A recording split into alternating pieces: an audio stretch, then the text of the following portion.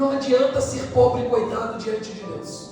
E era isso que chamava a atenção de Jesus. Era por isso que Pedro se aproximava cada vez mais de Deus, porque ele confrontava o rei, ele confrontava o rei dos reis. Senhor, és tu, então me faça ir até ti. Tudo bem que no meio do caminho ele afunda, mas ali estava uma mão para estender ele naquele lugar.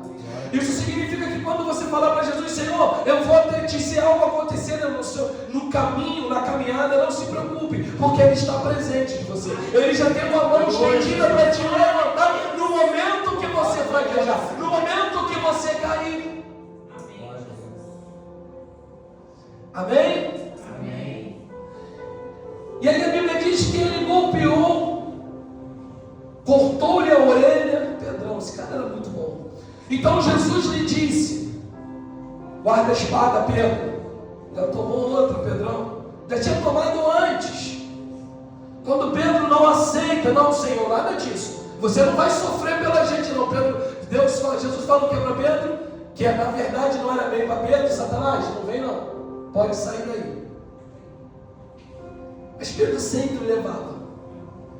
Pedro sempre confrontava. A palavra nos confronta.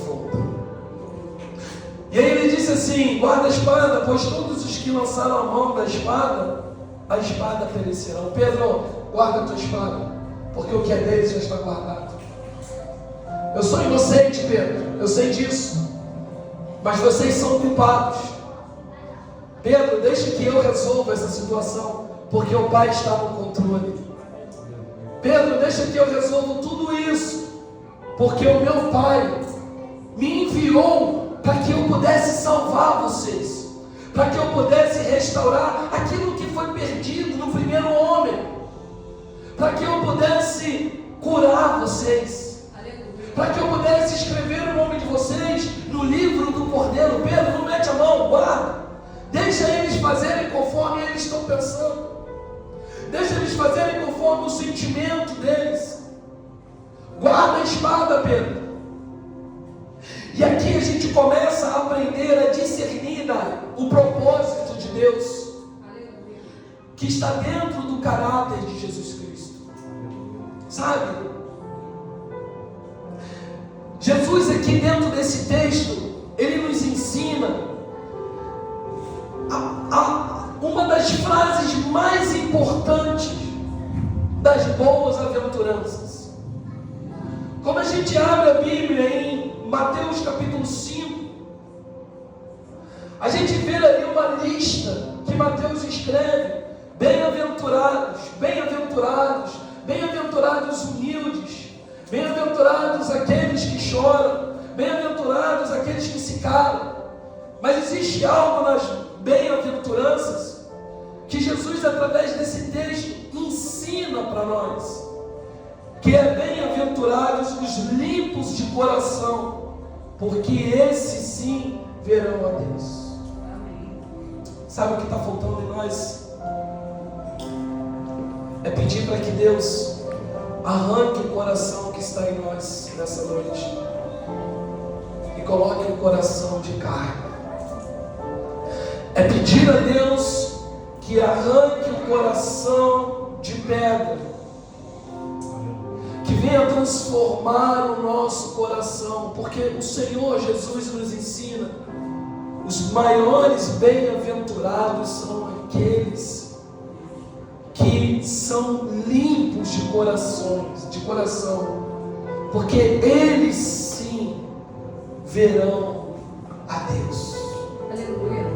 Mas algo me assusta, porque o que eu vejo dentro das igrejas hoje em dia são homens que abrem os seus lábios, porque a Bíblia nos ensina, a palavra nos ensina, que a boca fala que o coração está vazio. Não é isso que a Bíblia nos ensina? É o quê? Então eu li a Bíblia de cabeça para baixo, será?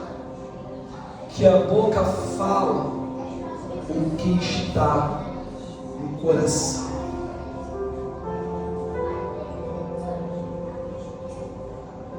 Jesus foi preso, foi traído. E o tema da mensagem dessa noite se chama o beijo.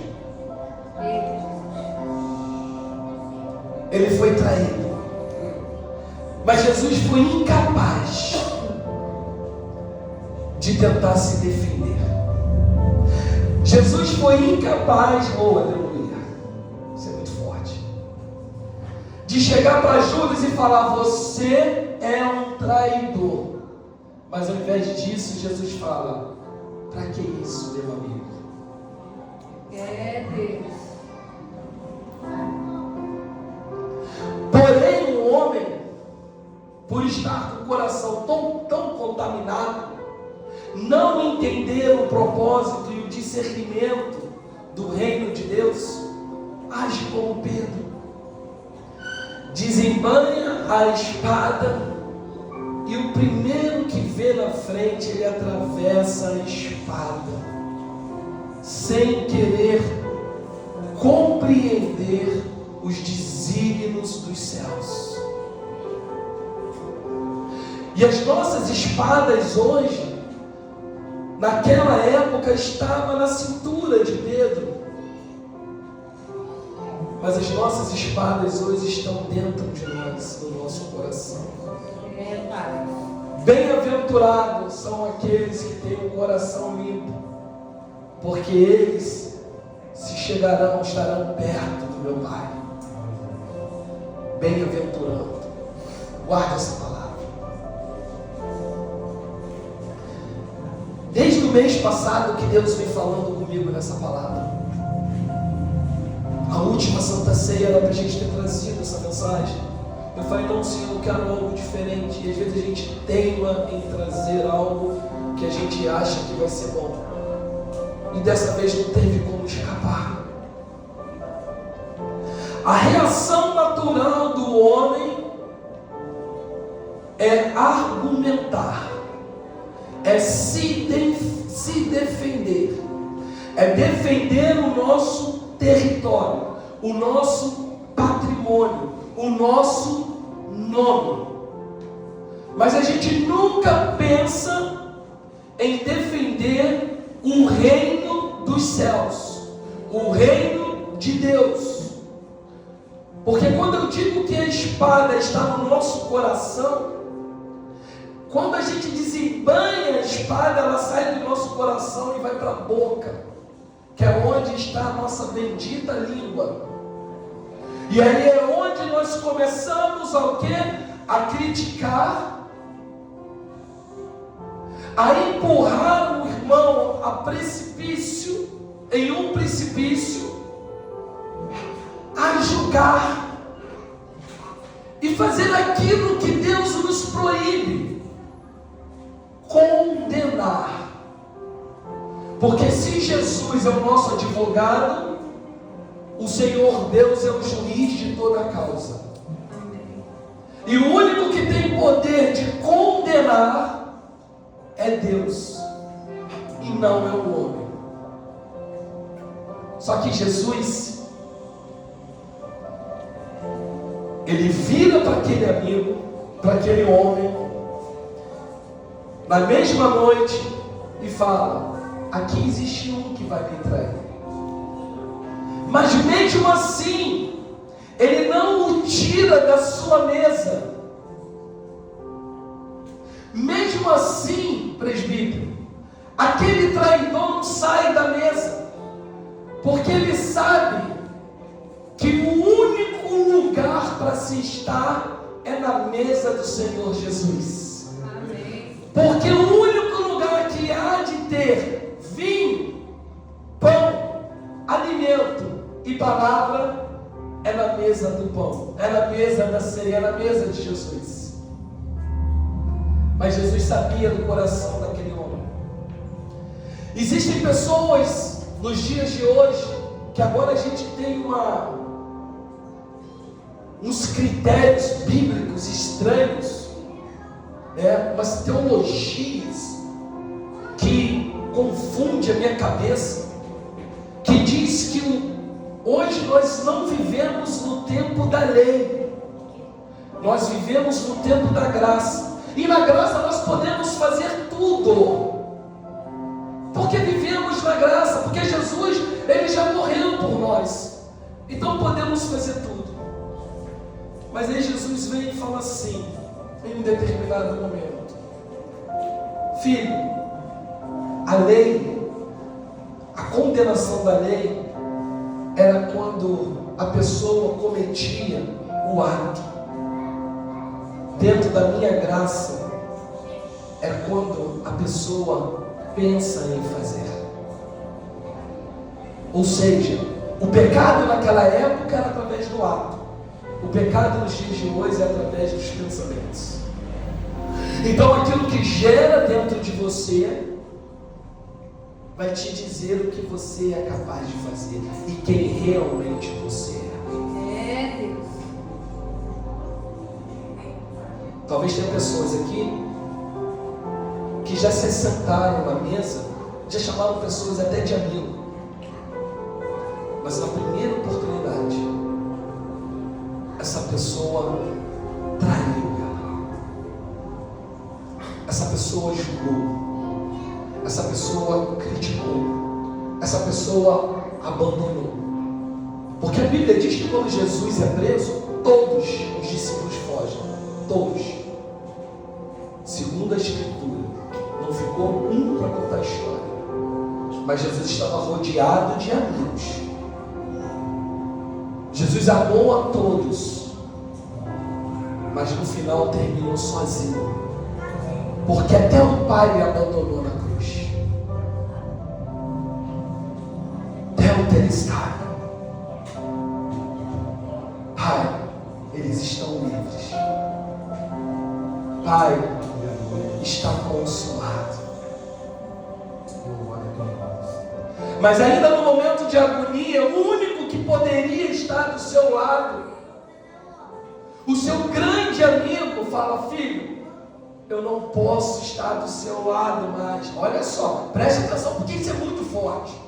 Eu não posso estar do seu lado, porque o pecado da humanidade está sobre você, e eu abomino o pecado, porque aonde o pecado habita, ali eu não estarei.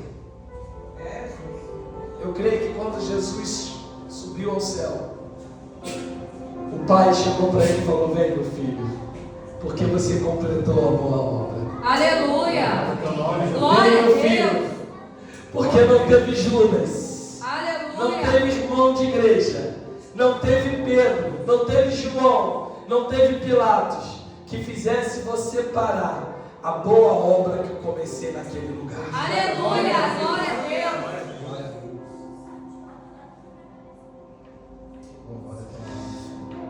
E a gente precisa aprender com Jesus, porque eu vou falar coisas aqui que vão doer a gente.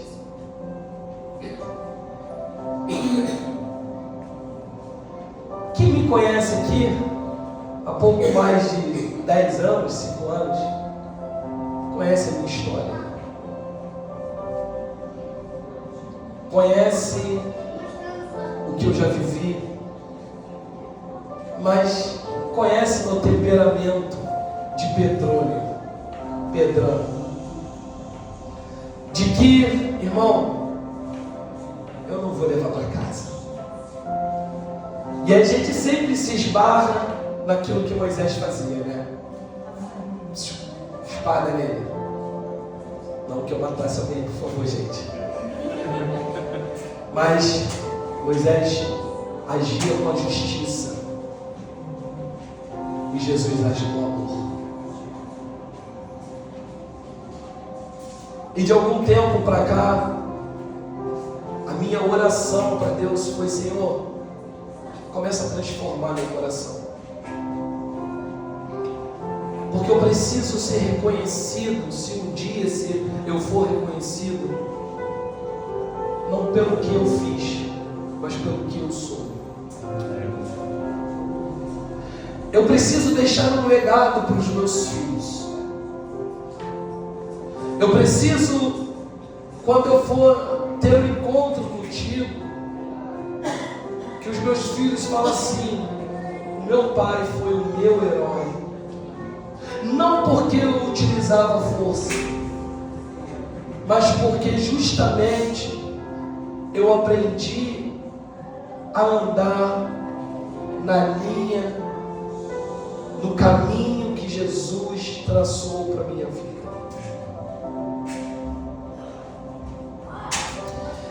E aí esses textos aqui falaram muito no meu coração, porque aqui é uma forma que Deus está querendo nos mostrar, é que nós fomos chamados para ser bobalhões.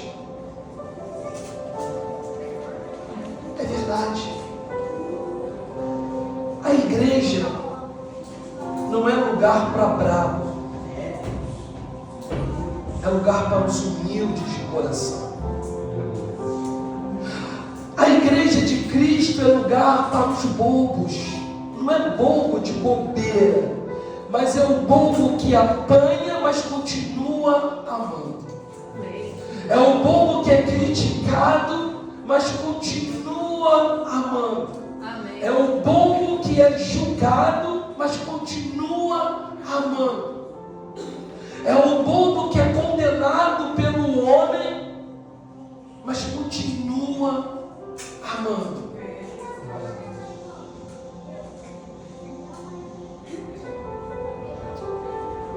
E aí eu comecei a falar com Deus, e Deus falou algo no meu coração muito forte. Quanto mais você permanecer calado, mais culpado aquela pessoa que se levanta contra a sua vida será diante de mim. Aleluia. Sabe o que é pior, presbítero? Que às vezes a gente está no lugar daquela pessoa e a gente precisa se calar.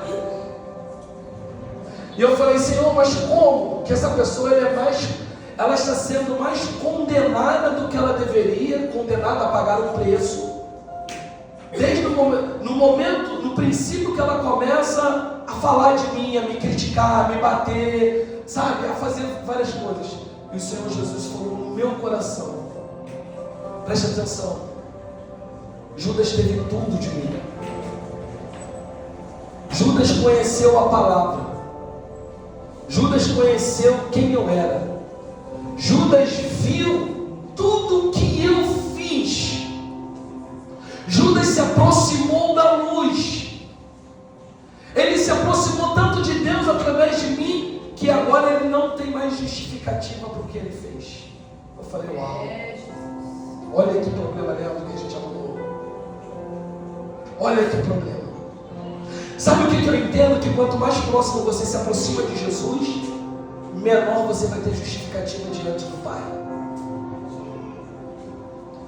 E a sua, ou a minha, ou daquele que tem se levantado contra você, a condenação dele começa quando ele abre a boca contra você. Então a boa notícia que eu tenho para nós nessa noite, que o Senhor mandou nos entregar, é o seguinte: se tem alguém se levantando contra você, não revide, ame aquela pessoa. Ah, pastor, tu está de brincadeira. Não estou de brincadeira, estou falando sério. Porque não é de hoje que eu sou afrontado, não é de hoje que eu sou confrontado, não é de hoje que falam mal de mim, não é de hoje que batem em mim, não é de hoje que condenam, que me condenam. Mas há um tempo atrás eu já tentaria revidar, até que o Senhor me ensinou: se cale e continua fazendo a boa obra, se cale e continue amando aquele que está te apunhalando. Glória a Deus. Eu sei que não é fácil, porque bateu vai ter que levar. É assim que o mundo nos ensina. Não é assim? Bateu, toma. Falou, eu falo. Xingou, eu xingo. Falou de mim, eu falo dele. E aí o Senhor fala assim: para. Porque quanto mais ele fala com você, de você, mais ele está sendo condenado pelas suas próprias palavras. É, Jesus. Para. Eu falei, cara, eu preciso parar com isso. O que Pedro faz? Pedro revida. Pedro tenta. Esse é o coração natural do homem. Esse é o coração nosso.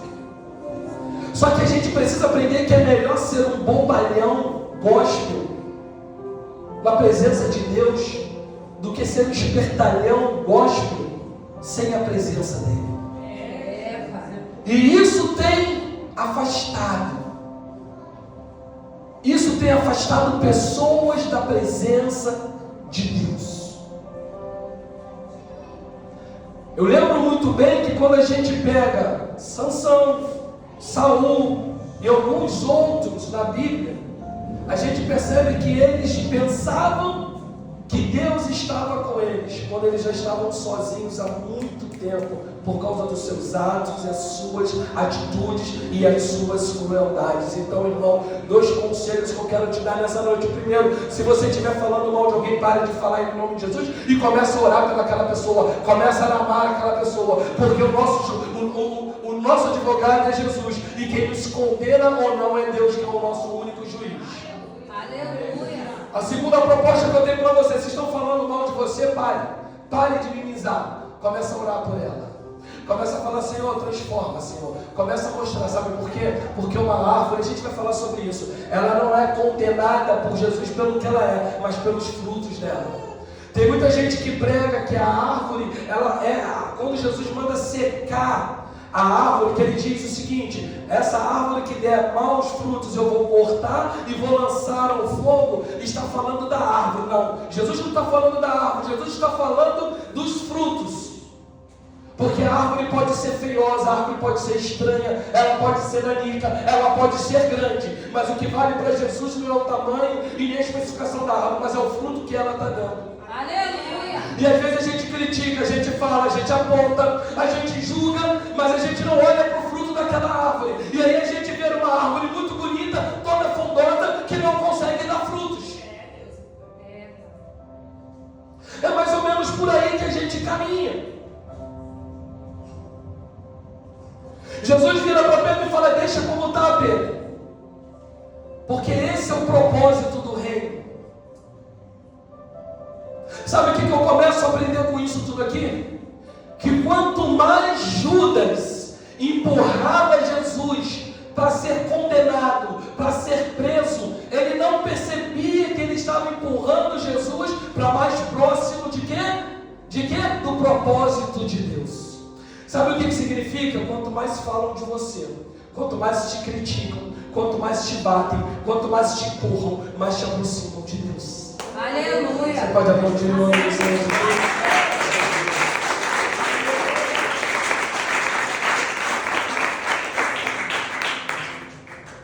Judas experimentou o melhor de Jesus, porém terminou os seus dias como o pior, porque o mesmo Deus que salva é o mesmo Deus que condena. Isso é muito sério. Pastor, hoje é dia de Santa Ceia, por isso que a gente está falando isso. Por isso que o Senhor está nos dando essa palavra. Porque hoje é dia de Santa Ceia. Porque vocês precisam sentar à mesa com Jesus, com pessoas que realmente te amam. Como posso eu amar uma pessoa se eu vivo falando mal dela? Como posso eu dizer que vou cuidar de uma pessoa se quando eu olho para os problemas dela eu só sei criticar? Por que a gente nunca consegue olhar para a parte boa daquele fruto, daquela árvore? A gente sempre olha para o lado ruim daquela árvore.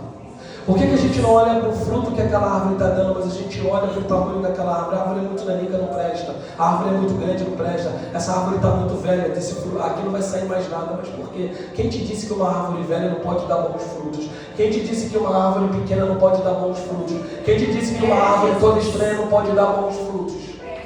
Quem te disse isso? Uma vez, não faz muito tempo não, quando era um pouquinho mais garoto, não está fazendo muito tempo isso não, é porque eu sou esquecido. Do cinema? Eu tenho aqui atrás. Não, semana passada é exagero, também não precisa exagerar, né? Mas tem uns diazinhos aqui atrás. Eu morava na Ituverava, ali na freguesia. Hoje, Nossa, Débora, por favor. Só um beliscão, velho. E aí eu me lembro que a gente ficava do outro lado da rua esses meninos, mulher não sabe o que é isso. Eu amarrava aquelas espadas de São Jorge, jogava pelo galho da árvore e ficava do outro lado da rua. Quando a pessoa passava, eu só via o pessoal correndo. Como eu gostava. E era uma mangueira. Cara, mas que mangueira bonita.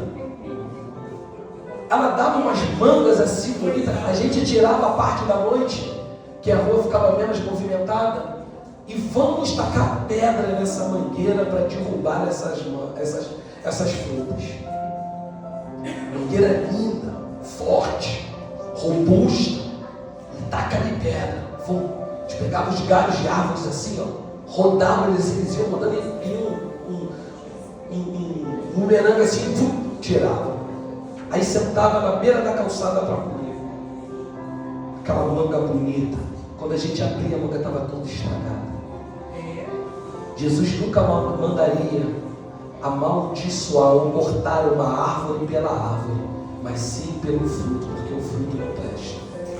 Amém. Ele jamais faria, jamais Jesus olharia, até porque se Jesus manda cortar uma árvore pela árvore, ele estaria sendo como nós, julgando pela aparência, esquecendo que aí existe uma essência.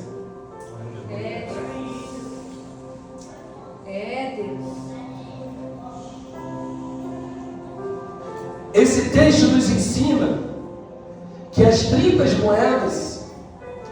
moedas que Judas recebeu, não foi para traição.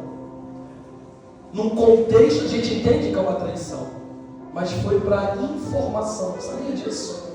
Quando a gente para ler, a gente entende melhor. Parar mesmo para ler, a gente entende. Por que para informação? Porque aqueles camaradas, eles pensavam que Jesus devia ser o cara, né, fortão, diferente, com uma barba branca, os olhos azuis, de armadura, de exército, armadura, já com soldados ao redor dele, que ele estava sendo caçado, né? Vamos capturar, vamos matar. Aquele que diz que é o rei dos judeus. Só que Jesus, cara, ele era uma pessoa tão comum, tão parecido com os demais, que Judas precisou, com um beijo, identificar para os soldados quem era Jesus. Por isso não foi por traição que eles pagaram, mas foi mera informação. Quando a gente vê o contexto, a gente vê que era uma traição. Em qualquer momento dali, Judas poderia dar um beijo no rosto de Pedro, e Pedro ia dançar no lugar de Jesus.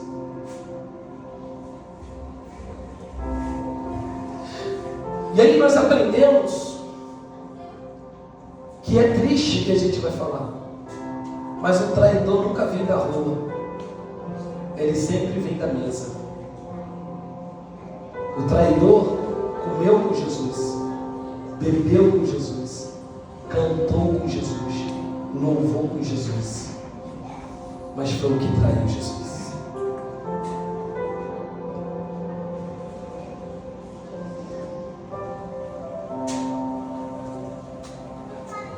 Sabe?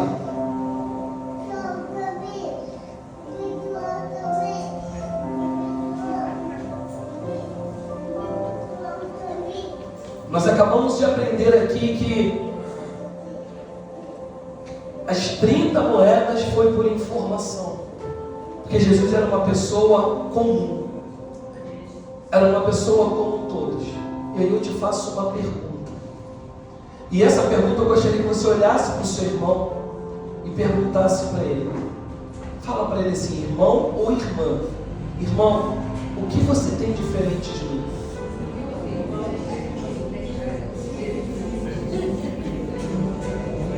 O que você tem diferente de mim? O que aqueles homens tinham de diferente de Jesus? Nada.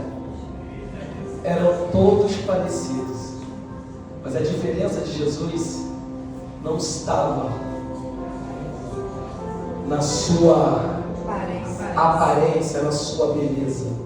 A diferença de Jesus e a sua diferença é que você ou vocês têm essência, os demais não têm. Aleluia. Glória a Deus. A essência de Deus te faz diferente. A essência de Deus vai te levar, a partir de hoje, se você nunca fez, a amar mais e julgar menos, a se calar mais e falar menos, a orar mais e condenar menos. Eu careço estar nas suas orações e não ser julgado por vocês. Eu preciso do amor de vocês e não preciso da condenação de vocês. E a gente não entende isso. Quando a gente condena, quando a gente julga, a gente acaba esquecendo de olhar para aquilo que nós somos por dentro. A gente esquece. E talvez se eu pudesse fazer essa pergunta para vocês aqui, eu pediria a vocês, para vocês perguntarem um ao outro, mas eu não vou fazer isso. Por que me julgas? Por que me traz? Por quê?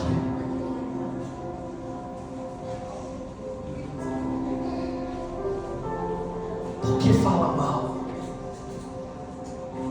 Por que condena? Sabe? Quando a gente vê um defeito, presbítero, numa pessoa, a primeira coisa que a gente fala, e ali?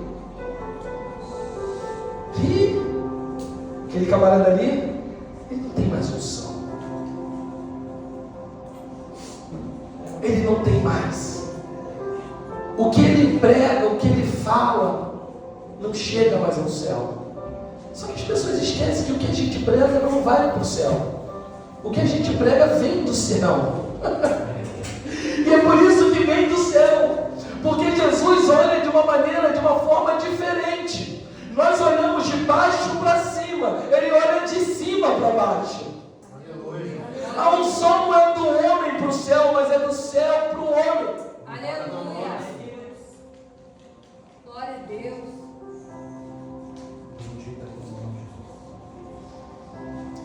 Mateus 16, 21, 23 diz assim, ó.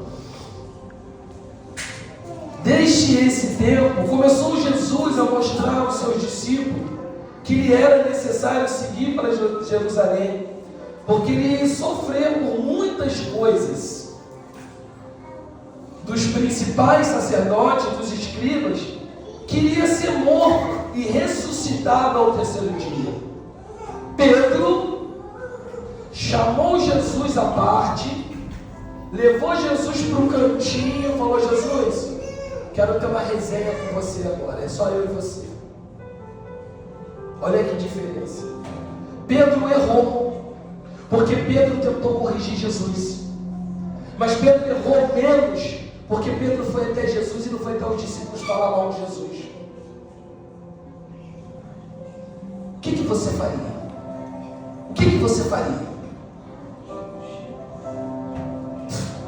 É mais fácil falar mal dele. Vou falar para ele nada.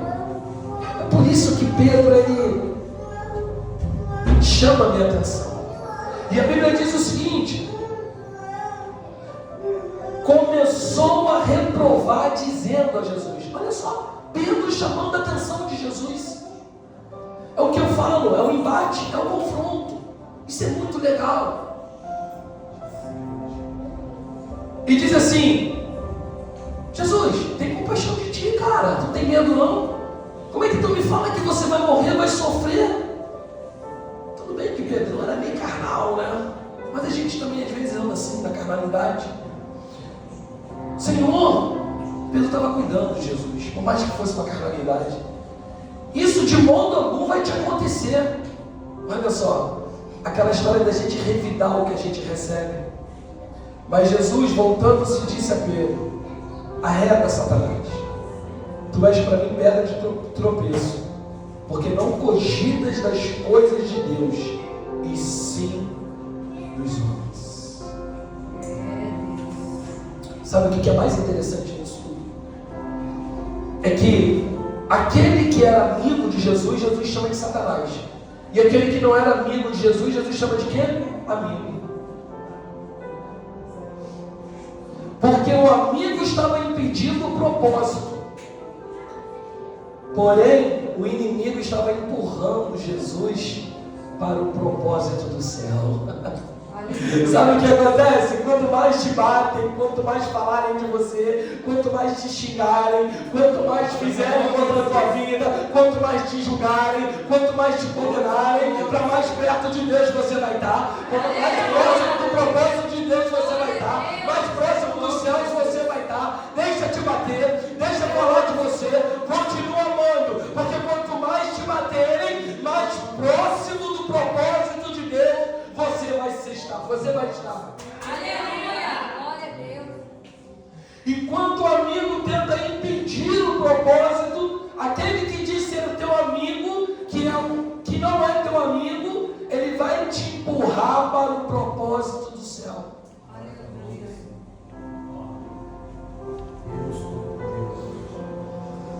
Aleluia. Significa que a nossa maldade está te empurrando para a vida eterna.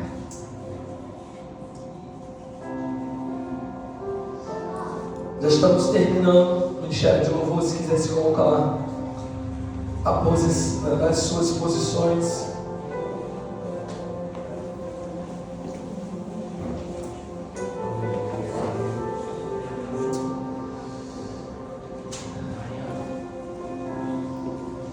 Sabe, gente, o que eu aprendi com esses textos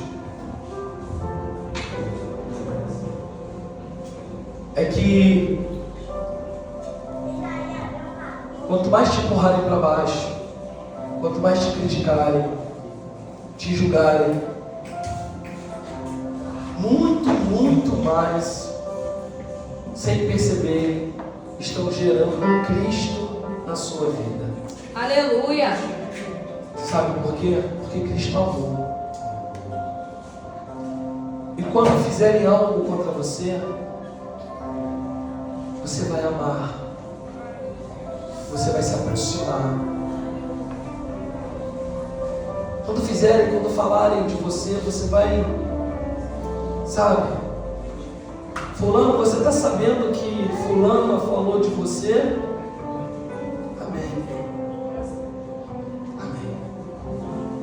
Quero saber o que estão falando de mim. Não me importa o que estão falando. Eu não quero saber. Há poucos dias atrás, uma pessoa me chamou pelo WhatsApp. Pastor, eu preciso conversar com você. E a pessoa me descreveu tudo que estava acontecendo. Isso tem uns 25 dias, por aí. E quando a pessoa terminou de falar comigo, eu falei assim para ela: e aí? O senhor não vai fazer nada? Mas para que eu vou fazer? Por que eu vou fazer? Ué, mas não tenho o que fazer, irmão. A única coisa que eu posso fazer é continuar orando e amando essa pessoa. É a única coisa. Então vocês conseguem compreender que quando a gente deixar de agir como Judas, deixar de agir como Pedro e agir mais com a essência de Cristo, a gente vai entender que quanto mais aquela pessoa te empurra, mais ela está te aproximando de Deus. Quanto mais ela te bate, mais próximo de Deus você vai estar. A gente julga a roupa, a gente julga as vestimentas ou as vestes, a gente julga a feiura, a beleza e até as esquisitices a gente julga. Não é verdade, presbítero?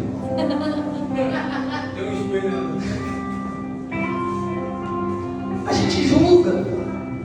A gente julga a forma de falar, a forma de andar, mas a gente não consegue separar um minutinho para ver o fruto que aquela pessoa dá. A gente julga já condenando aquela pessoa. A gente julga já matando aquela pessoa.